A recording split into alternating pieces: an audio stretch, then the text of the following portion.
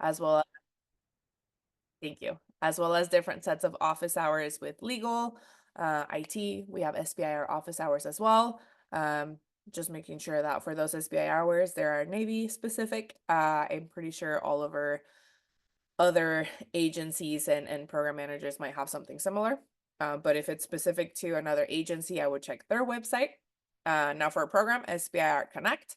It is a Connect program, but it was created through our partnership with NIWC Pacific under NAVWAR. NAVWAR is a Naval Information Warfare Systems Command, and it is one of the Navy System Commands or SYSCOMs. And it is through this partnership that we hope to bring more awareness to the SBIR and STTR program, and help foster relationships between government, industry, and academia as well. If all of this sounds new, if the acronyms make no sense and you're just getting started, we do have a set of educational videos that Shadi stars in, and it's not just introductions into the Navy, but also specific to the SBIR and STTR program, the different phases, the data rights, and such. So we'll make sure we add that link for you guys. It's short videos. I don't think any of them are longer than 3 minutes unless we're going through any documents. Now for our speakers today, very excited to have Nicole Allen in our series regular, Shadiism, with us. Nicole serves as the Army's SBIR and STTR Program Coordinator. So thank you so much for being here today. She will be talking about their program. All the programs are a little bit different, although the mission is the same. So very excited to hear about their program and what they're looking for, and hope that this is something that is useful to you all. And just last minute thing, after Nicole's presentation, we're going to reserve all the questions for the very end, and Shadi will be doing the Q&A. So with that, thank you both so much for being here, and I'm going to go ahead and mute myself and share your slide deck. Awesome. Thank you. Thank you for having me. Thanks to the Navy program for having me today. So as Gretel told you all, I'm the Army SBIR Program Coordinator. I like to say I do all the non-cool things that help the program move through. So making sure we are getting notifications out to you and that our processes and systems run in a way that's beneficial to you all, so that your interaction with the government is pleasant and timely.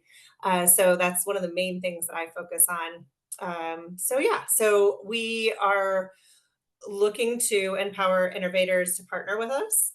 And so we've done a few different things as we've kind of made some improvements to the program in recent years, which I'll be sharing with you.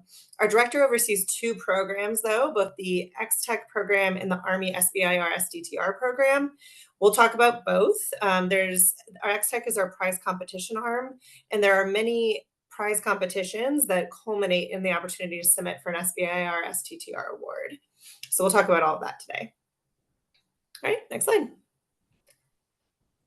So the programs are really a proven catalyst for economic growth, engaging the innovation ecosystem, which is all of you, and injecting dual-use technologies and transitioning innovative capabilities. And so I'll go into a little bit more of how we do all of that and why we're a little different.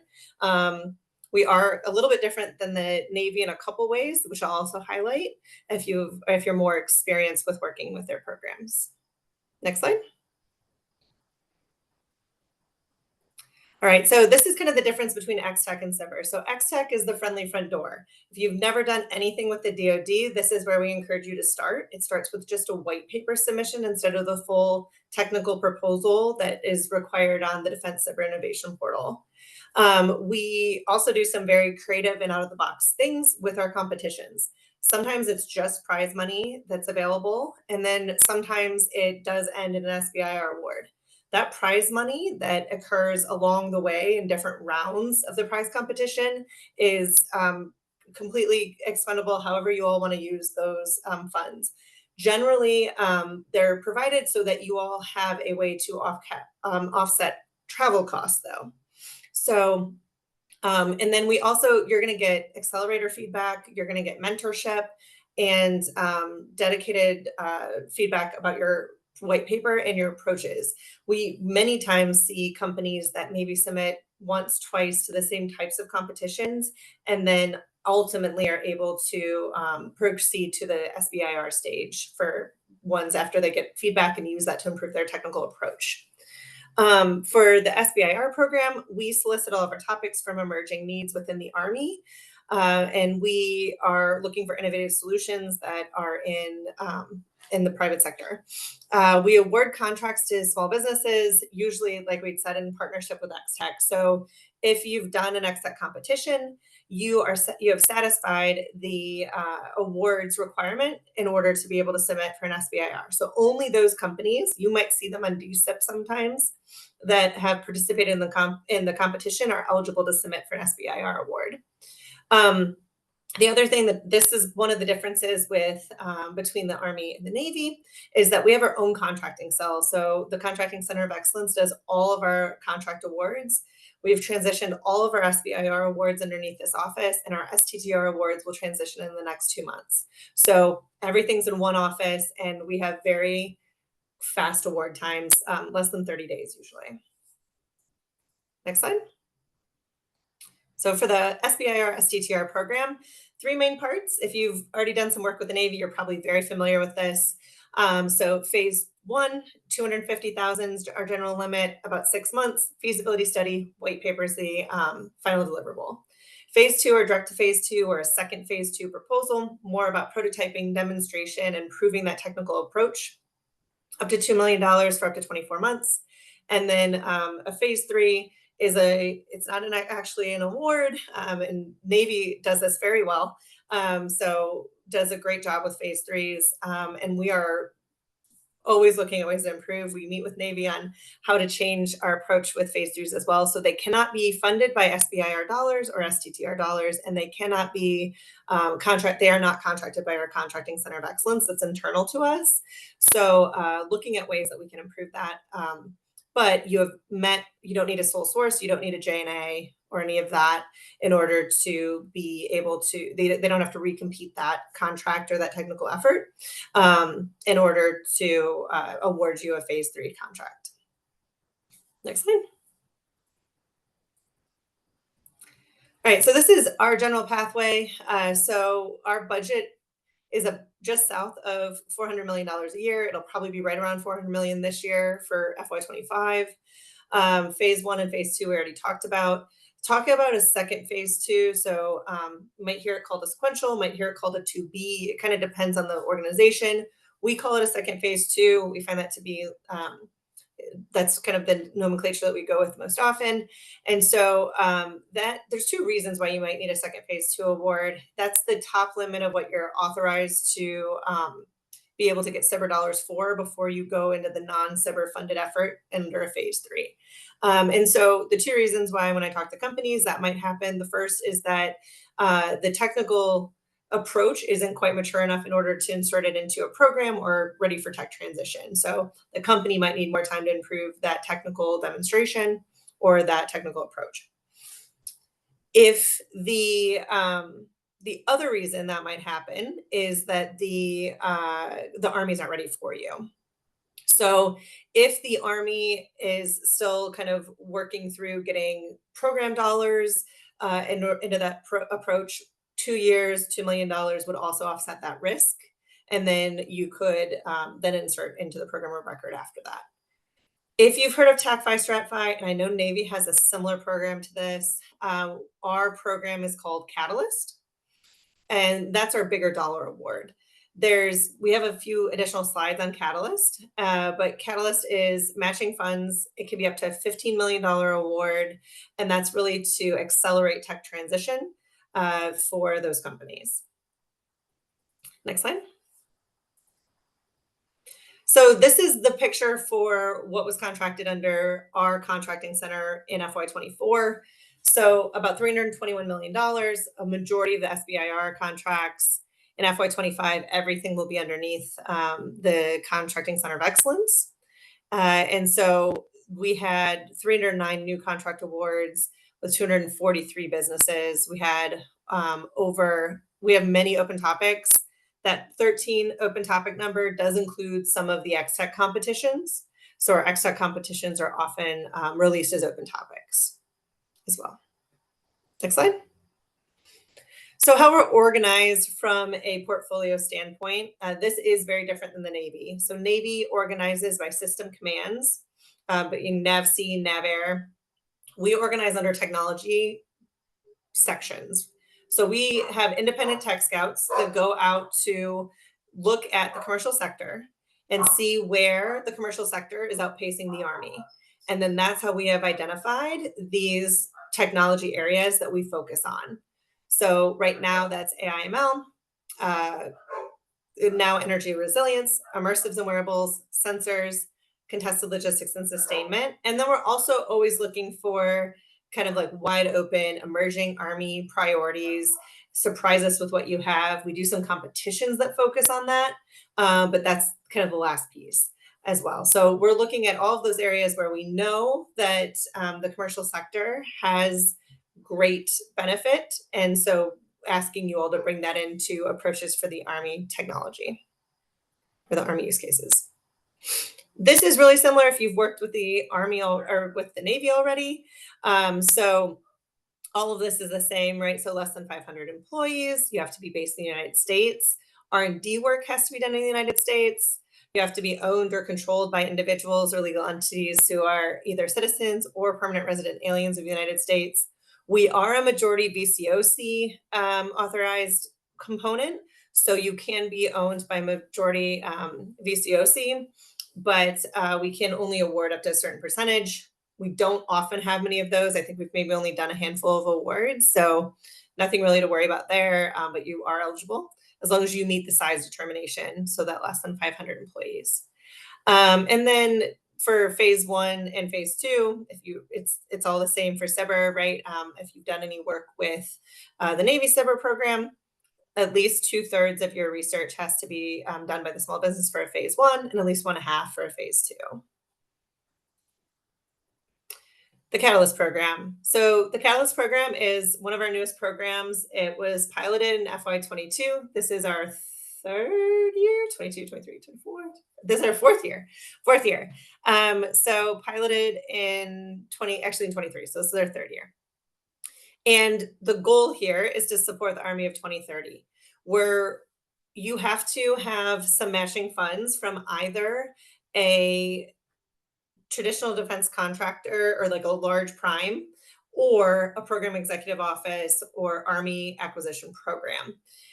So there's matching funds from one or both of those entities. In kind can be approved, but it's on a case-by-case basis. And we set aside $15 million, up to $15 million for those awards. So in FY23, we had, I believe it was 5 companies. Yeah, we had 5 companies. And then in FY24, we selected 4 companies. We're authorized for up to 5 for our waiver. And it starts with a 1-year base award of $1 million. And that's in order to do some additional tech improvement. And then also start looking at garnering those relationships for your tech integrator or your transition partner. Next slide. So kind of a shared risk structure between the small business and the large tech integrator. It reduces risk for the technology transition process. That higher dollar amount can really allow you to accelerate that transition as well with those matching funds.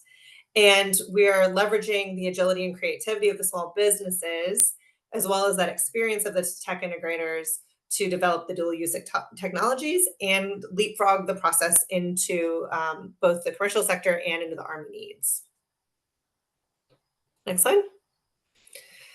Small Business Technology Transfer Program. So you have to work with a research institution for this one. One of the things for STTR, which is a little unique, we're working through doing it for the first time, started in January. We are going to do it in February, I believe, as well, but releasing our phase 1 topics dually as STTR. So if you have a research institution that you're working with or interested in working with, that approach, so looking at one or both. So you can look that we do have 3 topics right now that are in pre-release. Those phase 1s are dually released, same topic, but one is STTR and one is SBIR. So the only caveat there is that you have to be, you can only be awarded under one or the other. So you obviously can't get both the STTR and the SBIR award for the same topic. Next slide. So CCOE, we're going to highlight them again. Our contracting office, Contracting Center of Excellence, was stood up in FY22. It's really allowed us to be really agile and fast in our contracting for you all. So generally, we are getting contracts done within about 30 days. That can vary, but they are much quicker than you might see at other times. And it allows us to kind of meet you all where you are so that you're not bogged down in government timelines for getting on contract. And so that's all in one office, and we have a team of about 35 that do all of our contracts. Next slide. So the other thing that we do, and this is kind of an OSD-wide policy and change now, is that we release topics on a monthly basis. We've released topics every month for the last 2 years now, I believe. So we constantly, within those technology areas, we have transition broker teams that are groups of subject matter experts that are bringing in those technology approaches and those needs for topics. Those are being developed and they're released as soon as they're ready. They go up to our director for approval, and as soon as they're ready, they're being put into pre-release. Now that OSD has synchronized the schedule at their level as well, topics are going to pre-release on the first Wednesday of every month. So you always know what to expect. You can always check the first Wednesday of the month. And that also allows us to have a regular battle rhythm of when we do approval and do evaluation of those proposals, etc. Next slide. So XTech, we'll talk about XTech next. So, and many times XTech will then feed into, as I said, into an SBIR topic. So this is a very agile program that allows you to meet stakeholders throughout the process. So your technical approach is evaluated by a group of subject matter experts. There's a clear alignment to the Army and DoD needs. Sometimes the demand signal for that event is coming directly from the organization. So we've done things with organizations like PEO Soldier, Program Executive Soldier. They've done different competitions with them. And then sometimes we're working across all of the Army organizations to do what we call XTech Search, which is a DoD-wide, or not DoD, but Army-wide search that we do every year. And that's really where we want you to surprise us, pitch what you got. And those white papers then are vetted through our internal stakeholders as well. And those ultimately culminate in a phase 1 SBIR proposal. Next slide. So this is what an XTech competition structure kind of looks like. And it can vary. Sometimes there might not be 2 rounds of final. There might be 2 rounds of final pitches. Sometimes the pitches are in person. Sometimes they aren't. I can talk about some unique ones that we've done in the past. So white paper round. So I was just talking about XTech Search. That's really common. XTech Search, up to 50 move forward. All of the 50 get a $5,000 cash prize. That's to use at your discretion of whatever you wanted to use it for. It's not like it's a contract or anything like that. You can use those funds for whatever you'd like, but usually to offset costs for travel, because then the technology pitches sometimes are in person. So you do a 15-minute pitch, then you do a Q&A with Army and DoD experts that can help you kind of hone your pitch, hone your approach, that sort of thing. Those 20 finalists then get $15,000 additional dollars in cash prizes. And then you're going to enter into the XTech Accelerator. That is a technical business assistance that helps you understand how to work with the Army, mentorships, interact with different Army stakeholders, and just get strategic exposure to the Army innovation ecosystem. Usually the part 3, the finals event, is live, and that is done with a live proof of concept or demonstration, depending on the level, if it is a phase 1 or direct to phase 2 that it culminates in. And then up to 10 winners are then given $25,000. And then the winners are invited to submit their SBIR proposal.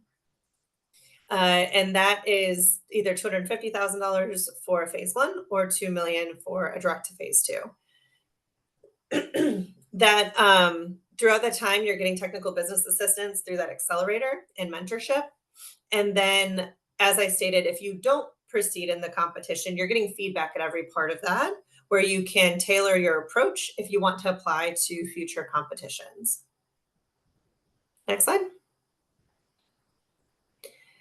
So XTech Accelerators, just a little bit more about what that looks like. So you're going to be meeting virtually, weekly or bi-weekly, to do different webinars. You'll be interacting with DoD stakeholders and other companies during that time, and then you'll get 2 or 3 mentors from each team, from both either DoD and or industry. And then you'll also be getting one-on-one offerings during office hours in order to identify Army use cases for your technology. I think one of the hardest parts, just personal conjecture here, about, you might have a use case for your technology, but being able to tailor that to what the Army needs, that could be very different than the Navy or the Air Force or the commercial sector. That doesn't mean there's not dual use. It just means that thinking through how the Army can use that technology is a great way to enhance your approach. And that's something that I always encourage companies to think about. Many of the field manuals, Army regulations, Army publications are all on public websites. And so you can always use those in order to kind of see how does the Army work? How can my technology apply to what the Army needs? Next slide. So as I kind of mentioned, we have three topics in pre-release, 3 STTR topics in pre-release, and then 2 SBIR topics that are in open submission. We have more competitions coming. We just pre-launched XTech Ignite. We just pre-launched XTech Ignite in February. Well, it's going to formally launch.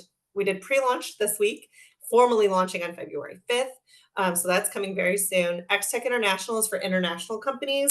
One of the other things I kind of forgot to mention about XTech is not restrictive to small businesses or US-based businesses. So if it doesn't end up in the SBIR STTR award, oftentimes we do XTech International, or we just did an XTech Live event at Consumer Electronics Showcase. And so those were not restricted to small businesses or US-based businesses, depending. XTech International is open to foreign businesses. And so those finals are in different fun locations every year. And so that's another one to keep an eye out for if you have maybe Canadian-based businesses or things like that. Or anyone else that you might work with in that sector. And then XTech Search 9 is going to launch in the spring. And that is the one that we do every year. This will be our 9th running then, as you can see by the number. And that's surprise us, show us what's out there, send us what you got. It's completely wide open. And so that's what kind of a really exciting one. That one does end in an SBIR award. XTech Ignite will also end in SBIR awards. There are very specific topics that will be released for that one later. And those topics, so the day that we go to pre-release, or the day we launch the competition, we go to pre-release on DSIP for those topics too. So if the XTech competition ends in an opportunity for an SBIR award, it will go into pre-release on DSIP the same day it launches. In the top right, we've done a lot of specific work on making sure that our email addresses are easier. So those are email aliases. They do go to the really long government email you might see, but those are email aliases for both the Army and the XTech program. And then we have a mailing list that you can sign up for. We'll email you when we have webinars, when we launch new topics or new competitions as well. And then you can find us on Facebook, X, and LinkedIn. LinkedIn is where we're probably most visible. And then you can always email us any administrative questions. I think someone had one question in the chat I can answer really quickly. So XTech Accelerator does not take any equity. It is, it's funded by our program, and it's technical business assistance, kind of like the Army preferred vendor is for TABA, if you've done any of that work in the past. Thank you, and thank you for answering that so quickly. The other one I think that was just before Shadi kind of takes over was for your other program. Is there a specific link that is different from like SBIR you go through DSIP that we can share? Yeah, so they both were on that last slide. I can pop them in chat though for everyone. But we have our XTech and our SBIR sites. Great. And I think just for everyone to know, we are recording this, and we will also be sharing Nicole's slide deck. So all the links that she mentioned are in that slide, their emails, everything will be there. So as long as you register for the webinar, all of it will be emailed to you in the next day. So with that, I also realized I never actually introduced Shadi. I just said he was our series regular, but if you're new to this workshop specifically, Shadi Azum is the NAVWAR SBIR and STTR Program Manager. So he's our SBIR expert in residence here at Connect. So we're always very excited to have him. If you're in San Diego, he's also local, so it's all part of our partnership, and we're very lucky to have them. So Nicole, thank you so much, and I will be on video, but Shadi's gonna go ahead and take it over. Yes. First of all, thank you, Nicole.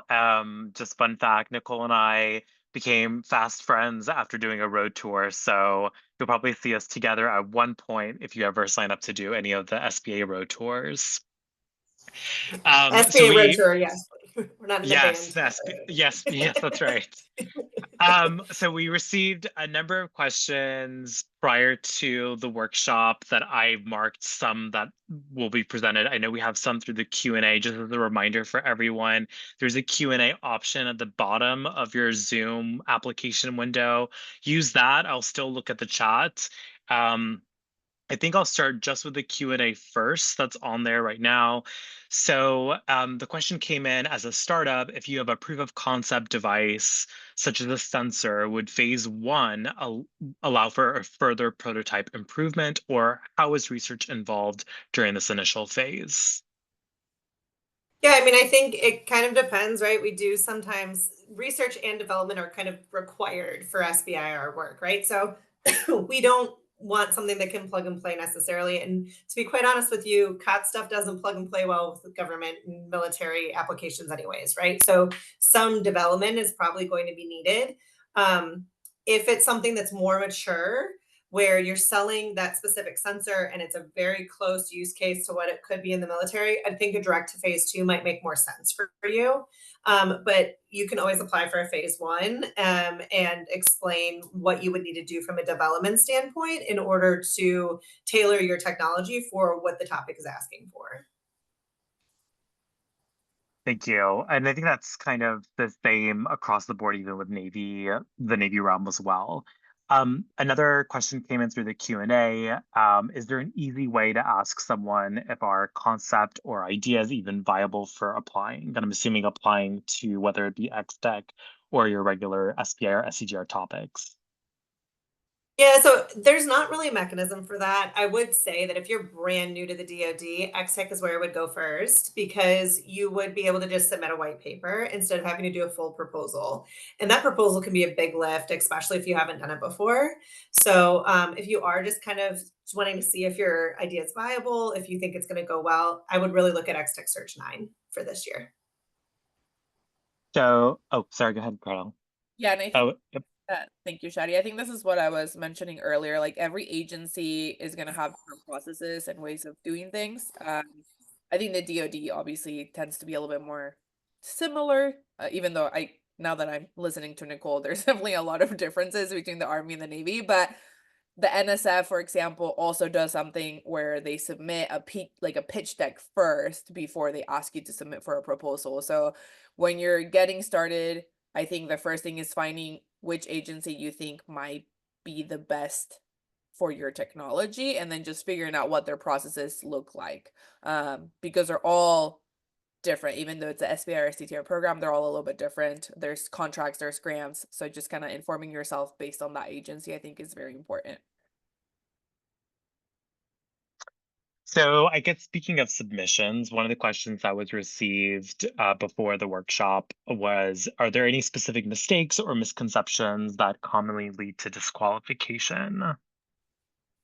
Yes. So we are trying to make it as easy as possible for you all, but we do know that part of ours is a little confusing. We have a 8-slide required commercialization slide deck. It is on our website. It is in our component instructions.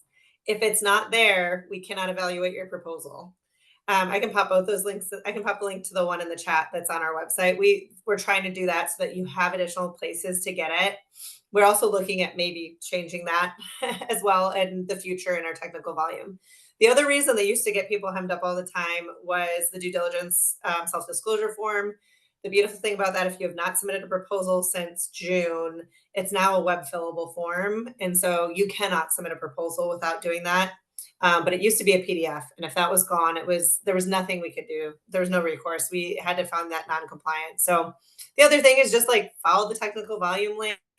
It's very explicit in our instructions. If it's not the technical volume length and you want to write 20 pages and we ask for 5, we're not going to evaluate it because it doesn't give an equal footing to the technical approach that everyone else who wrote 5 pages has.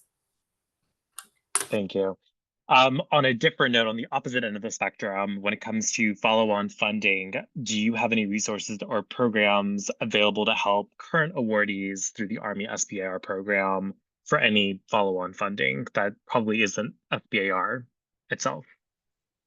Yeah, so I think one of the things that the Army is doing right now is looking at how we connect all those pieces. So getting to phase 3 is the holy grail, and the phase 1, phase 2 process is all separate funded, but there are many, many, many different R&D funds that go beyond SBIR funding that count as phase 3 as long as they're not funded under the SBIR STTR program.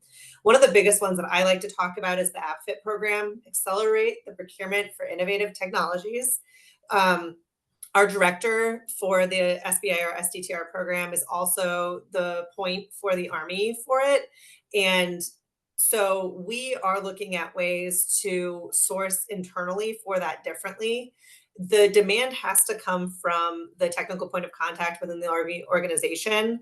I also assist with that program pretty heavily. And what we're looking at doing is doing that as a rolling submission instead of, usually the call is really quick and the turnaround time is fast. Some of the most successful companies that we've seen in the APFIT program have come through and they're SBIR phase 3s already.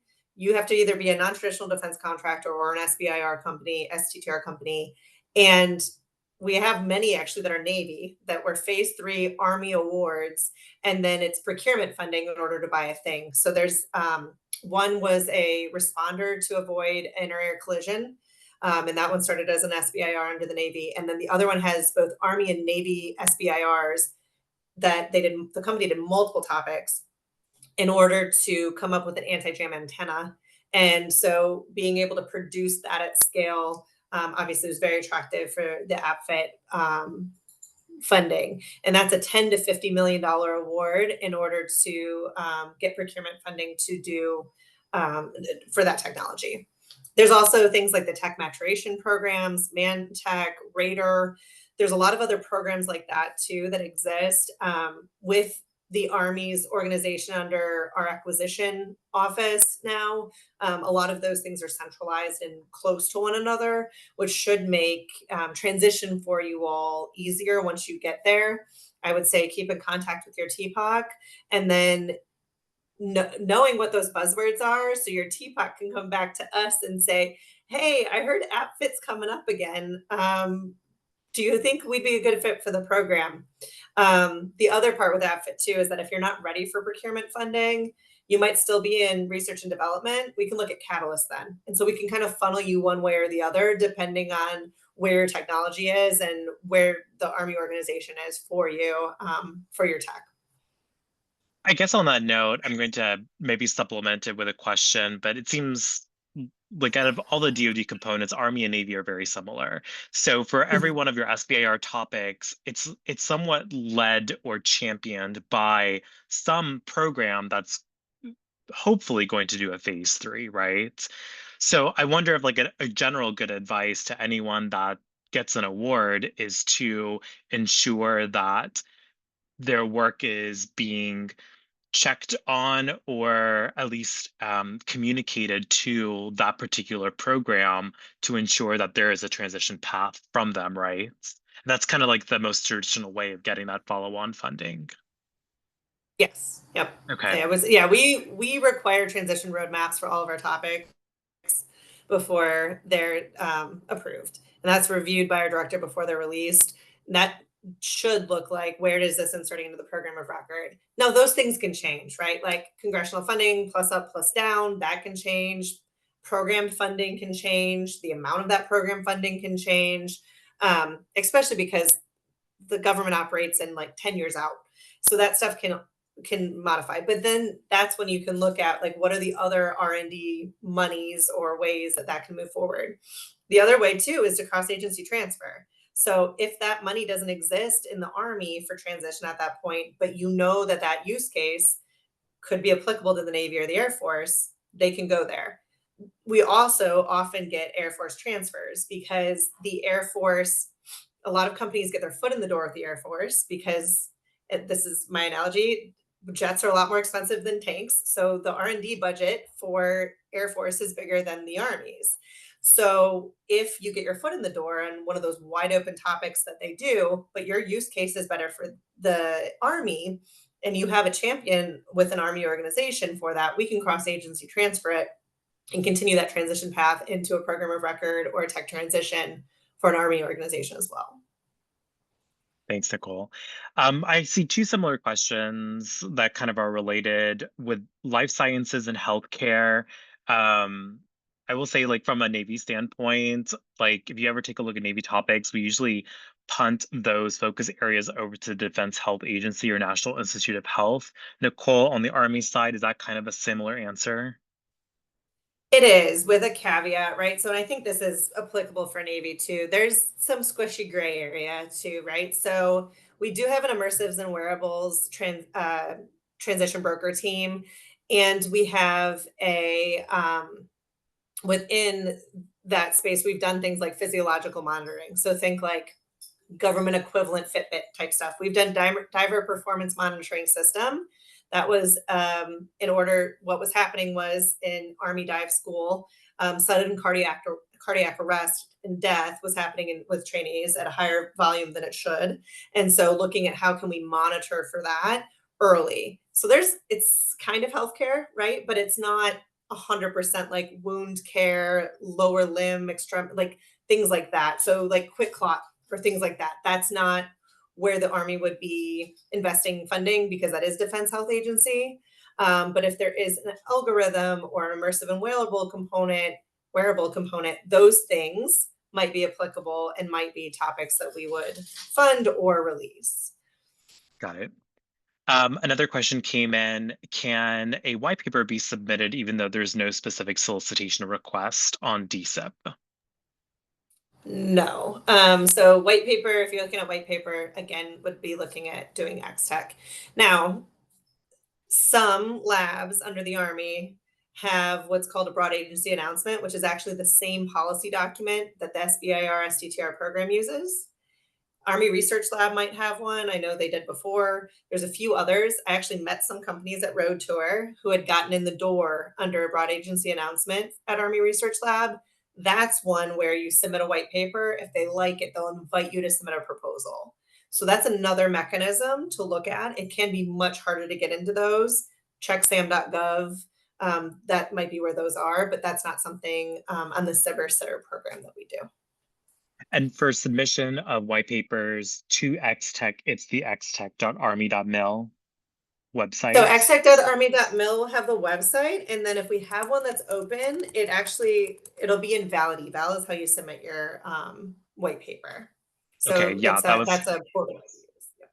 Got it. Okay, thank you. Yeah, that was one of the questions that was received. We got a couple of questions from it might be the same user, but there were very specific questions, I think, regarding submission instructions.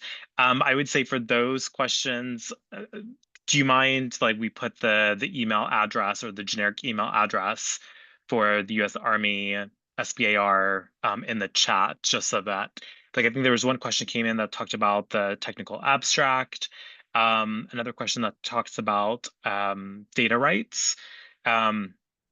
So I think I would direct that user to contact the mailing list for those specific questions. Yes. Yep. Okay. There was one in chat that I did want to address because I don't want to create confusion. There was so Jorge, it looks like Jorge Muniz asked about, from Ascender Systems, you asked about that small businesses might compete against non-small businesses. Not in SBIR, not in SBIR Setter, right? But when we just did X-Tech Live, so this did not end in a SBIR Setter award. At Consumer Electronics Showcase, we did a live pitch event, and both small businesses and medium-sized businesses were eligible. I think it was up to 1,000 employees, which is different than the SBIR requirements. So that is possible in that case, just for that prize competition. It is not going to happen in SBIR Setter. And it will not happen in an X-Tech competition that ends in the opportunity for an SBIR or STTR proposal. So just wanted to clarify that. I think we got a question also about, let's see, I'll read it out. I had the opportunity to work with NASA on my project proposal, but I see there are restrictions on partnering with other government agencies. Is this restriction only in terms of their involvement as a research partner? Could they be a partner for the commercialization strategy? And I might take, yeah, I might take that on. So, and perhaps the user could clarify their question. So the recipient of the SBIR award is obviously the small business. If you are partnering up, I assume it's partnering up in terms of like perhaps there would be an agency that would be your integrators. But I don't think there's the government entity is not really classified as a research partner either. So it might be like apples and oranges in that particular case. I also I don't know if I really answered that question really well.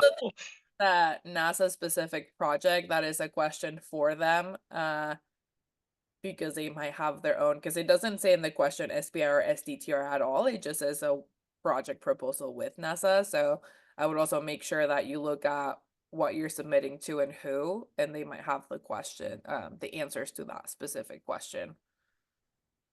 I do agree. It's a little in terms of, Yeah. I can actually answer the data rights one. I was that's always it's always an iffy one, but I can actually answer that one. So the user asked about the government asked for royalty-free use of intellectual property. It's kind of a misnomer. When you submit your proposal, you're going to be asked on DSIP if you have data rights to disclose, and that's how you need to submit that information. If you click yes, you should update, and we're working with OSD so that this is automatically required. You should submit a document that lists out your data rights and whether you're giving limited data rights, unlimited data rights, etc., to the government. The day you sign your first SBIR STTR proposal, you retain those rights for 20 years. And that's just got updated actually in the DFARS as well, which is the Defense Federal Acquisition Authority or regulation. So that just got updated. It's also in our Army regulation, which can be found in Army publications. And so we have heard that sometimes that can be a hard conversation to have as you transition to phase 3, but those rights are whatever you list as your limited data. And I'm not the lawyer or the contract person, but you can restrict what those are. It's not royalty free, unlimited use, unless you state that that's how you would like to handle those rights. You do have a lot of rights there. Work with contracting office, disclose anything that you want to restrict rights on when you submit your proposal that you're doing data rights assertions for, and make sure you submit that documentation. If you're selected for award and you didn't provide that documentation, our contracting office reaches out to you and says, hey, send it to us. Many times what I'll say though is that those companies come back and say, we don't have anything to disclose. So work with your legal offices at your companies would be my recommendation. I think we have 2 questions remaining. One, I think just came into the Q&A, and I think I could take this on too, but to find a list of basic ideas or needs that both Army or Navy would be interested in developing is in the form of our topics that are posted on the DoD SBIR website. I believe Gretel did post that earlier in the chat. So do check out our topics themselves. They are the needs or what we're expressing to have resolved. I think the last question that we'll pose is if there's any recommended forums, industry days, or other events that companies can use to connect with you, Nicole, or with the Army SBIR PMO representatives. Yeah, I would say subscribe to our mailing list. We will do a kickoff for Catalyst every year. We do different webinars. We've done one for just how to submit a compliant proposal. And so if you want to be invited to those, I recommend that you sign up for our mailing list. We are looking at leaning into how we can work with our program executive offices and labs to send you information on industry days. We did release information on both an industry day for Project Linchpin, which is the artificial intelligence implementation for the Army. That's now been concluded. I believe it happened earlier this month. But we did send that out to our mailing list. And then the GSA, their phase 3 office, is looking at doing some industry research. And so we did send that out as well. We try and share that information as much as possible. And so our mailing list is the best place to kind of get that. But we will also put on our LinkedIn. LinkedIn will be the other one if you don't want to get bogged down in email. Awesome. Thanks, Nicole. I think that might be the questions. I was looking through the questions that came in. A lot of them were addressed by you, Nicole, throughout your presentation. So I want to thank you, Gretel. If I'm missing a question. I think, I mean, the last thing was just someone asking for help, and I think this is just because it's more resources for everyone, but Shirley asked about the SBIR STTR site doesn't list any local resources in California. I want to remind everyone that depending on, it should be almost everywhere, but there are SBDC centers, PTAC centers, almost all agencies, especially for SBIR STTR, will have their help emails listed on their websites. I know for like the Navy, it's even broken down by syscoms. So there is all those resources are all listed somewhere. I think at any website, the SBIR.gov website, which is where the one that hosts basically all the information, can send you directly to whichever agency you're interested in applying to their own specific website, and they'll have all the contact and help information there. But I think if you're in California, if you're here in San Diego, we have 9 SBDC centers. One of them, I think, even has a track for helping you write SBIR proposals, which I know can be very daunting, especially if you're just starting. The PTAC centers, a lot of those individuals work with government agencies, whether it's SBIR or not SBIR. So they have a lot of knowledge on that. Contracting, they have I think the North County SBDC does contracting with government. So there's a lot of resources out there. I think it's just a little bit of digging through to kind of find the right one for you. And if you ever have any questions, you can email us at connect or at info@navwarsibir.com, and we'll make sure we do our best to direct you. With that, this was recorded. We are going to add it to the email that's going to go out. We also have a YouTube, which has all the educational videos that we mentioned earlier with our partnership and with Shadi, but we also have a YouTube playlist of all the previous workshops we've done, and this one will also be added there. So thank you, Nicole, for providing all this information. I want to note also, if it was from 2 years ago, remember that sometimes emails change and things change. So feel free to just email us and we'll do our best to direct that. We'll share all the links on the email as well as Nicole's presentation as a PDF. So I think with that, I want to just thank both Nicole and Shadi for being here today. Thank you so much. This was, I think, for me, even just so much information that I didn't know about. So super thankful for that. And if you are here in San Diego and you're going to be at West, I believe Shadi's also going to be presenting there. So I'll be there as well. So if you want to stop by and say hi, we'll be there. But last reminder, both Army and Navy have either pre-released or open topics. So make sure to go check those out and the deadlines for those as well. Where is that? That is in San Diego. It's called West. So if you just type in WEST, it should take you to that convention center information. So thank you all. I hope you have a lovely day and I think a 3-day weekend ahead. So stay safe and thank you. Thank you, Nicole. Thanks, Gretel. Thanks, everyone. Thanks for having me. Bye-bye.